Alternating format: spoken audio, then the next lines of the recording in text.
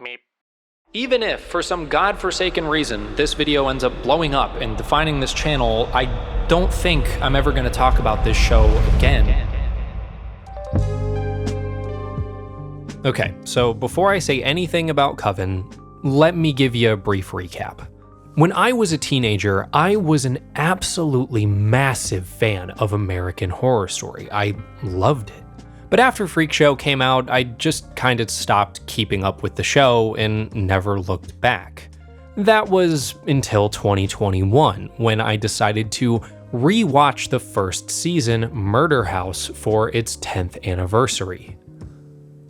I thought it aged like milk. The drama felt shallow, its provocative nature and migraine-inducing editing seemed juvenile, and its campy approach, to me, directly contradicted a lot of the serious commentary it tried to make. Almost a year after that point, in 2022, I rewatched Season 2 of American Horror Story, Asylum, and thought it was much better than Season 1, but I also felt that it not only suffered from a lot of the same issues, but that it did so to an even more extreme degree. I disliked it so much that, as you saw, I proudly proclaimed I'd never rewatch another season or talk about American Horror Story ever again. And now, here we are. So, what changed my mind in the last 3 years? Why did I watch Season 3, Coven? Well, I have my reasons, so allow me to explain myself. Reason number 1. I was feeling a little sad and then I got sick, so I wanted some nostalgic comfort trash to watch that I could make an easy, low-stakes video about. That's it. That's the only reason. A bit anticlimactic for sure, but also I think the most honest way I ever could have approached a revisit of this series. It was just a casual rewatch for fun that I happened to walk away with a lot of thoughts about, per usual. And the first thing I'll say about Coven that may come as a surprise to you is that for a decent chunk of the show, I was actually kind of enjoying it. Keep in mind that statement comes with about 40 disclaimers attached to it, but still. I can easily say this is, so far, my favorite season of the show that I've rewatched. Don't get me wrong, it's still American Horror Story, warts and all, and believe me, we're gonna talk about some of those warts, but this season, I think, actually managed to find its stride for a bit. As always, this show is greatly carried on the backs of its cast, especially this season. I mean, my god. Kathy Bates, one of the greatest to ever do it, Jessica Lange giving it her all as I've come to expect, Angela Bassett, an absolute queen, not just chewing the scenery, like absolutely devouring it, Sarah Paulson crushing it like always, Stevie Nicks cameo, Leslie Jordan cameo? Lord have mercy, I'm about to bust. I'm sorry to kind of just fangirl out here for a second. It's just that this cast is not only absolutely stacked, but they also seem completely aware of what kind of show they're in. They play into the heightened reality perfectly when they need to, yet still completely sell the emotional beats of the story, even when the script doesn't, but we're talking positives here. I've also been on record saying that I am a big fan of any episode of the show directed by Alfonso Gomez-Rejon, and that is perhaps more true here than ever. He had a much bigger hand in this season, directing nearly half of the episodes, and I think that was a brilliant call. He always brings striking visuals, emphasis on performance, and just general confidence behind the camera that I think really elevates the entire show. Because essentially what this show is, at the end of the day, is a soap opera. It always has been. But for once, this campy, Baroque style actually works. Picture the Real House Witches of New Orleans, and you have a pretty good idea of what you're getting into here. Constant fighting, double-crossing, plot twists, and other petty drama, all in a scramble to see who will be the next Supreme, the leader of the Coven of Witches.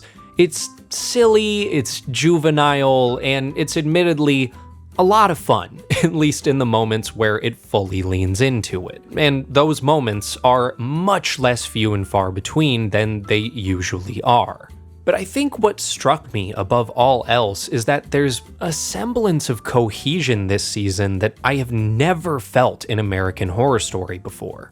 Using a coven of witches to explore themes of femininity, persecution and demonization of women, motherhood, aging beauty, queerness, alienation, infighting, it all makes sense. Does the show say anything particularly insightful about these subjects? No, not really. Is this thematic connection between witchcraft and womanhood at all a novel pairing? Also no, but at the very least, it actually feels like a natural extension of the premise, which is never a guarantee in this show. And in its best moments, Coven manages to land some emotional punches, like in episode 5. Cordelia, the headmistress of the Coven, is attacked and left hospitalized. So her narcissistic and neglectful mother, Fiona, the reigning supreme, comes to visit her, feeling full of regret. She starts aimlessly wandering the halls with her guilt until she happens upon a grieving mother. Fiona makes this woman take her child in her arms and speak to them, instructing her to say all the things that Fiona wished she would have said to her own child. And then Fiona uses her powers of resurrection, giving this stranger the second chance at motherhood that Fiona herself could never get, almost as an act of atonement for all the ways in which she failed her own child. This is genuinely an absolutely brilliant scene, the likes of which I had never seen pulled off in this show before. A perfect convergence of writing, performance, and characterization that created a moment that deeply moved me. And it even comes full circle by the end, in the final moments between Fiona and Cordelia, where, in Fiona's final moments, they somewhat reconcile their estrangement with this beautiful sentimentality. The only way out is through. So feel the fear and the pain. Let it all in. And then let it all go. In seeing Fiona ultimately end up in her own personal hell, tortured by forever becoming a simple, lower-class housewife, the type of mundane existence she spent her whole life running from, which, unbeknownst to her, only sealed her fate. All while her daughter Cordelia inherits the rewards of the life that Fiona wouldn't take responsibility for. I can't help but love the poetic irony in it. When this show is firing on all cylinders, it is delightfully kitschy, visually stunning, brilliantly performed, subtly thought-provoking, and occasionally emotionally evocative. But I still didn't really like this season overall. I almost did, I was this close, but this show just cannot help itself. Like with every other season, and most of Ryan Murphy's other work, Coven completely derailed itself by the end.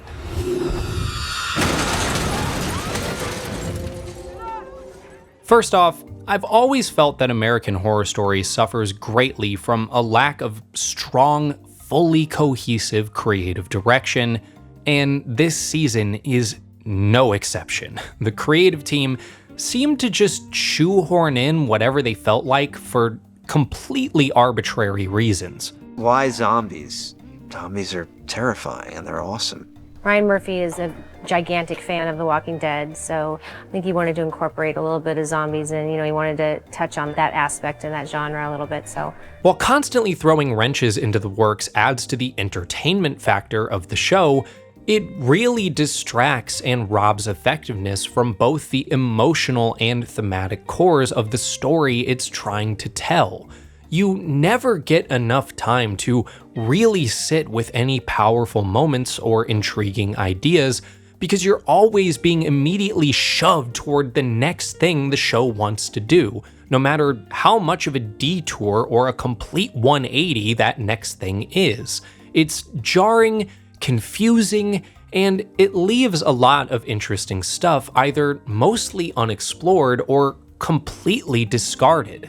Take, for example, Cordelia. Over the course of this show, she goes blind, regains her eyesight, makes herself blind again, and then regains her eyesight again. While this plot recap in and of itself is not inherently a criticism, some seemingly important things do get lost over the course of her repetitive journey. Namely, her central goal that was blatantly established early on in the show. Cordelia spends the first few episodes fixated on the idea of becoming a mother. It's like the most important thing in the world to her. She tries medical interventions, she tries witch magic, she betrays the Coven by begging the voodoo queen Marie Laveau to perform a ritual on her, but none of it works. And then, from pretty much episode 5 onward, she gets blinded and unblinded over and over, finds out that her husband cheated on her, and eventually learns that he's the son of an investment banker and also a Van Helsing-esque witch hunter, and now the Coven is under attack, and eventually she learns that she's the next Supreme, and I suppose, in a symbolic way, becomes a mother to all the new members of the Coven, which I actually love a lot for her arc. But along this winding path, apart from that symbolic gesture at the end, Cordelia's yearning for motherhood is just kind of completely discarded. Like, generously, you could call this a result of a continuous shift in Cordelia's priorities as the tensions escalate. But what I call it is the show just forgot. And I guess the hope was that with enough twist reveals, the audience would eventually forget too. And to be frank with you, I did forget until I started putting together this video. And this issue is somehow even more egregious in other areas, like with the character Queenie. Queenie goes down this whole road of rejecting the Coven because she feels they don't respect or understand her, especially when it comes to her racial identity. So she joins the side of the rival voodoo queen and continually rejects the Coven, even after an alliance has been made. And then by the end, she's just part of the Coven again and completely fine with it. Like, that's her arc? Not even a conversation, she's just cool with it all now, I guess? And I especially feel the show falls flat when it comes to the Madison, Zoe, Kyle situation. I'm gonna be real with you here. Kyle is not a character. He barely has any dialogue and spends a lot of the show off screen doing absolutely nothing, and when he shows up, he just kind of exists as a piece of man candy to be ogled at. How was it for you, Evan? Whew.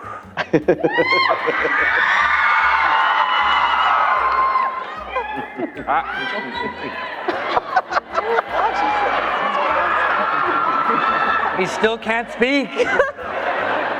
This routinely happens to female characters in male-centric media, so I guess fair is fair, but it sucks there and it sucks here too, because there was a lot they could have explored with Kyle. Frankensteining your dead boyfriend back together and using the power of fog machines and strobe lights to resurrect him from the dead, only for him to come back as a mute monster with a raging bloodlust, is a really goofy and fun idea. But then the show pivots this idea into some pretty dark territory, revealing that he's been repeatedly sexually abused by his mom, and even acknowledges that the life he dreamed for himself has been robbed from him because of how he was haphazardly pieced back together. So certainly the show is going to explore the connective tissue there, right? Like how his life feels out of his control and how his relationship with his body is forever altered because of what was done to him. Nope, not really. He just kind of sits around in a room with headphones on, sometimes being forgotten about completely until he suddenly reappears and you go, oh yeah, Kyle's in this show. We almost got there in this moment with Madison, who also died and came back from the dead, and who was also sexually assaulted earlier in the season. After she was resurrected, Madison stopped being able to feel anything, becoming completely numb, an obvious allusion to the effects of trauma. In an extremely brief scene, she connects with Kyle over their shared experiences in a way that feels surprisingly genuine and heartfelt, especially coming from Madison, who is usually known to be self-absorbed and cold. So obviously, we are going to explore this connection further, and all of this thematic potential that you've set up is going to finally pay off, and we're going somewhere. No? Okay, all right. I'm so tired. Kyle is just an unwitting participant in some sort of throuple love triangle type thing, treated like an object for a while, and then that doesn't work out because he just loves Zoe so much, so Madison refuses to resurrect Zoe, and then Kyle kills Madison and buries her in the backyard, and then Zoe comes back to life, and Kyle becomes the new butler. The end. That's it. That's what you get. So many good ideas, so much thematic potential, completely squandered by the show's need to keep throwing in tantalizing twists to try and pander to its audience. And this just happens over and over. Nan falls in love with a boy named Luke, whose religious zealot of a mom disapproves. Nan later reconciles with the mom by using her powers of clairvoyance to talk to Luke while he's in a coma, but further plot twists make things hostile. Luke's mom is her son, and then Nan Luke's mom. For the record, this is the second time Luke's mom has died this season, and then Nan gets in a hard cut gag and disappears from the show entirely and is effectively never brought up again. Myrtle Snow gets framed and burned at the stake, only to be resurrected just to be burned at the stake again.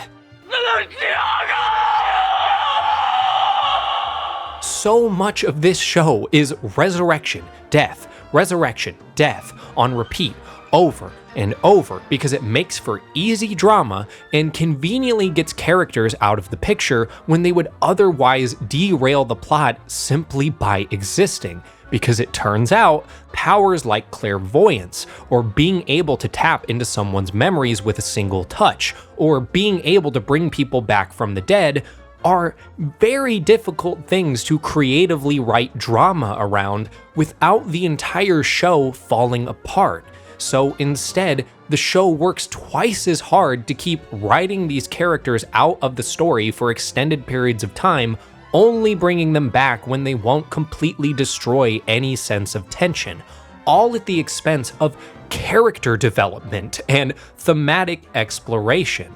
And while it'd be easy for me to point my finger at the writers as if this were some sort of malevolent, intentional choice, the more I dig into the making of this show, the more I realize that this kind of stuff is basically unavoidable. A lot of my issues with American Horror Story can really be chalked up to the show's format more than anything else. Not only is it an anthology series, meaning it can't really build off itself like other shows can. Unlike most shows where you can take everything you've learned from the first season and carry it forward, we cut it up into little pieces and throw it out and start all over again. But also, new seasons are still, to this day, being released every single year, except for 2020 for obvious reasons. They stop work on one season and immediately jump right into the next. Apparently, basically having to write the show as they're filming it just to try and meet the deadline. What's fun about every season of the show is that we never know exactly where the story is going along with the audience. So we come up with things that surprise ourselves. I mean, right up until the very last episode, we were arguing over who the next Supreme should be. And it's also important to remember that Coven was never really intended to be watched as one complete story. The episodes were released on television weekly, and unless you caught reruns, you were pretty much just watching each episode in isolation, 1 week at a time, over the course of about 3 months. Which stands in stark contrast to now, where you can just stream the entire season at once or buy it on physical media. So it's really no wonder at all that everything feels so cobbled together, and that so much of the show's thematic potential becomes lost in the shuffle. I was wondering too, the two male characters on the show are both mute. Ryan, is there a reason for that? No, that was a coincidence at the end of the day, but I don't really know why. I don't think that we thought about that at the beginning, but it's sort of in the midway we realized that we had done that. So serendipity, I don't know. They were simply throwing shit at the wall and seeing what stuck. And this season, they just so happened to hit a few bullseyes. Oh God, we gotta talk about this. Some of the ideas in this show are so bad that I simply cannot reconcile them by just chalking them up to a format issue. Kathy Bates is a legend. I will listen to no slander about her or her performance, but putting Madame LaLaurie in this show was a mistake. Period. Because Delphine LaLaurie is not a fictional character. She was a real person who, in real life, tortured and killed her slaves. Madame Delphine LaLaurie earned her place in history alongside such monsters as Jack the Ripper, Ed Gein, and Jeffrey Dahmer. What did you say? Madame Delphine LaLaurie earned her place in history alongside such monsters as Ed Gein and Jeffrey Dahmer.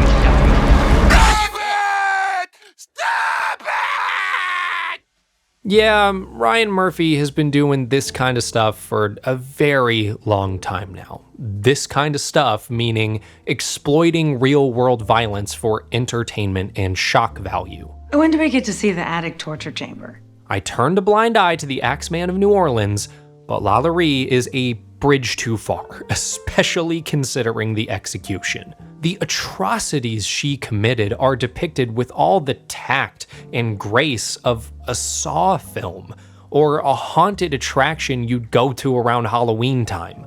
And her narrative is ultimately written as kind of a tragedy? It's tragic. Delphine is not able to take that final step and rehabilitate herself and realize that she's been a fool. They try unsuccessfully to flesh her character out, attempting to invoke sympathy, or at least the idea that she is more layered than she appears on the surface, teasing the audience as if she could possibly be redeemed and learn the error of her ways. It wasn't only a different time, it was a different world. I'm grateful to have someone, a true friend, to guide me. Just to double down in the end and go, nah, we were just kidding, she's still evil and racist. It's the shallow drama and wheel spinning I'd come to expect, all with the added expense of reducing real-world victims down to pawns in LaLaurie's story. And this line of exploitation does not stop at LaLaurie. I'm just gonna kind of awkwardly pause the video here for a second and acknowledge that I am white. Like, slap an orange beanie on me and I'd look like a bottle of Elmer's glue, okay? I just need to make it abundantly clear that I am speaking only on my own behalf, and doing so under no illusion of authority. I am a very imperfect messenger for this next statement, but I have to say it. The ways in which American Horror Story Coven tries to address racism are so baffling and stupid that they make my head hurt.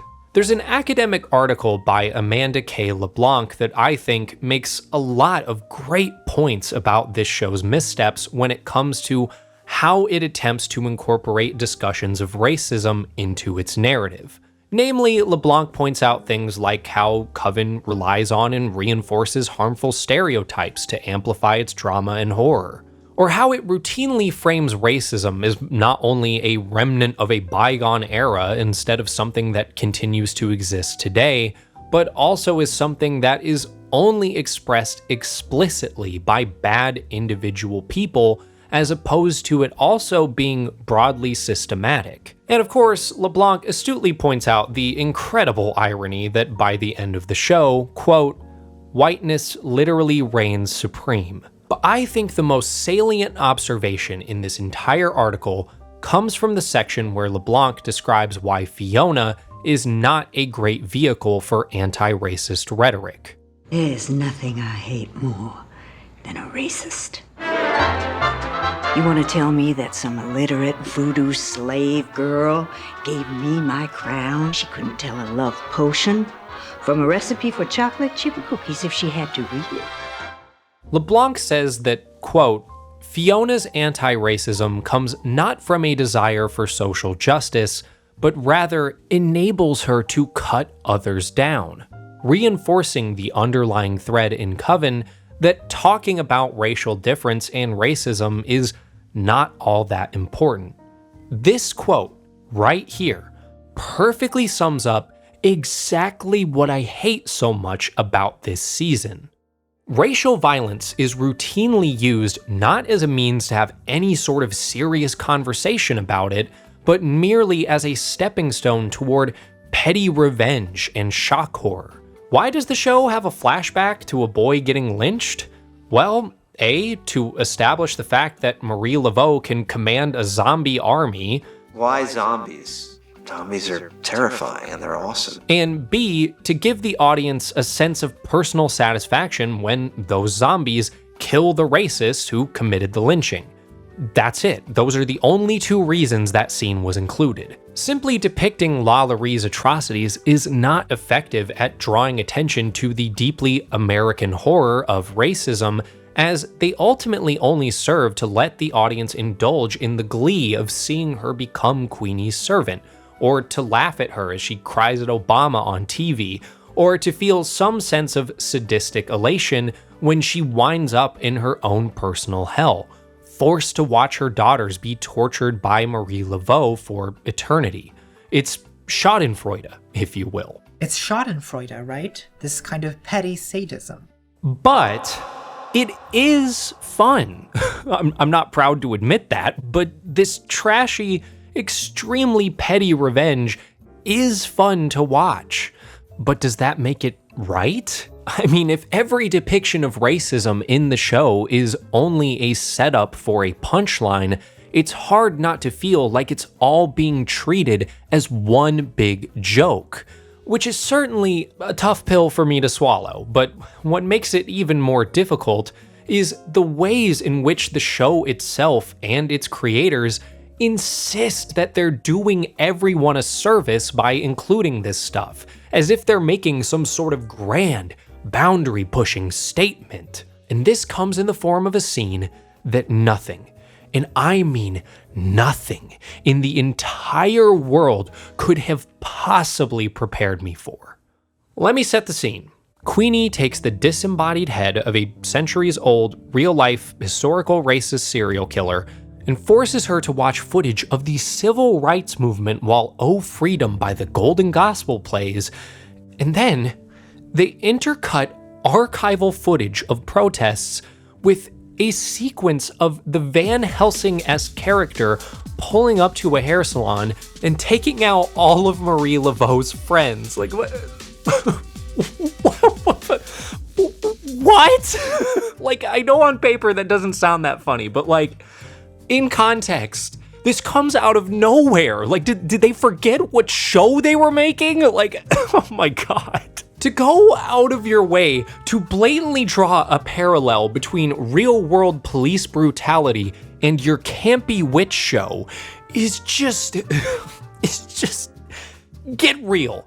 Get real here for a second. In what world is the show that does this? So come on. Just drink the damn water, will you please? This is totally... Shut up, Delia. Back from the other side! No! No, stop! No! Kyle! No! Idiots. At all comparable to the civil rights movement. What the f*** is wrong with you? And of course, the only reason this scene is included at all is for, you guessed it, petty revenge. So Fiona and Laveau can team up, and we can all cheer as the people who organized this attack are chopped up by the fictional version of yet another real-life serial killer. And then the creators have the gall to publicly say, quote, "This story is a meditation on race relations in this country. It really is an allegory for any minority group living in our country. This show isn't a meditation on anything. It can't focus its attention or awareness on any singular thing for more than 5 minutes at a time. And it's all the more infuriating in Coven because it's like, why? Why did you do that? Why did you feel the need to do that? The campy soap opera about a bunch of cutthroat witches with a few sprinkles of feminist commentary was perfectly fine. In fact, I was really enjoying it. I understand the showrunners kind of wrote themselves into a corner by setting it in New Orleans. I completely get that this is called American Horror Story and America is deeply rooted in horrific racism. I'd certainly never suggest that we sweep all that under the rug or avoid addressing it entirely in media or otherwise, but this was clearly not the proper context for this discussion. In this specific case, I really do think that Coven just shouldn't have even bothered to try and tackle the subject at all. Inherently, because of the show's haphazard design, it was doomed to not take the subject as seriously as it demands to be taken, instead using it as arbitrarily as it did its many genre trappings, which pretty blatantly highlights why, overall, it's damn near impossible to reconcile this show's two opposing approaches. It tries to be a campy soap opera and groundbreaking socio-political commentary at the same time, and neither of them works to their full effect. In fact, they kind of just cannibalize each other. But anytime you try to argue that, you will likely get a passionate response from two different camps. One who, funny enough, wants to sweep everything the show does under the rug of camp, telling everyone to stop taking it so seriously, and the other which seeks to do exactly the inverse, proclaiming things like, you just don't like it because you don't understand the layers of its genius. But which is it, really? A piece of camp that's immune from being looked at critically, or a profound piece of commentary that demands you to analyze it? And that's a dilemma that I will unfortunately never be able to solve, because the bitter truth is that for as impossible as it is to reconcile American Horror Story's camp and commentary, what's even more fruitless is trying to critically reconcile with a season of television that aired 12 years ago. I can sit here and dissect it all I want, but the show cannot change. Even after this video is over, American Horror Story will remain what it always has been. The only thing that changed was me deciding to go back on my promise to stop watching the show forever. Above anyone else, I'm to blame for all the frustration I'm feeling. In a way, I'm suffering from my own format issue. Did your work on Joss Whedon shows help you people and bring them back to life? I mean, every job helps you for the next one. Nothing prepared me for Ryan Murphy. My version of a personal hell is I work on a show where every year we got to start it all over. For some reason, the algorithm and my audience really love it when I talk about Ryan Murphy shows, even when it involves me spinning my wheels until I eventually circle back to the same things I already said years ago. Unless something radically changes in the near future, I'm gonna be stuck in my own personal hell, watching Ryan Murphy shows on repeat and endlessly spouting the same critiques as an act of petty revenge made for entertainment. Say the line, Bart! Ryan Murphy sucks. I'm certainly not about to end this video by throwing myself a pity party or repeating my same mistake of vowing never to speak of this show ever again. So instead, I'd like to wrap things up by taking a bold swing in a different direction, by admitting to you that this entire video was just a ploy to get you to watch The Witches of Eastwick. Absolutely statcast. Susan Sarandon, Michelle Pfeiffer, and Cher all play witches. Jack Nicholson basically plays the devil. Shadow. It's me, the devil.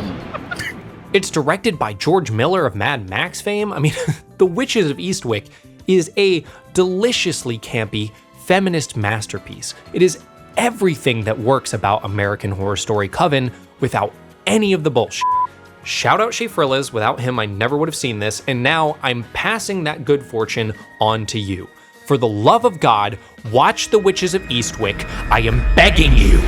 And maybe also watch some of my other better videos if you want to. I don't know, subscribe maybe? Man, I really wrote myself into a corner. How the hell do I end this? I know, I'll just very abruptly kill the video and move on like it didn't happen, just like they would in American Horror Story Coven.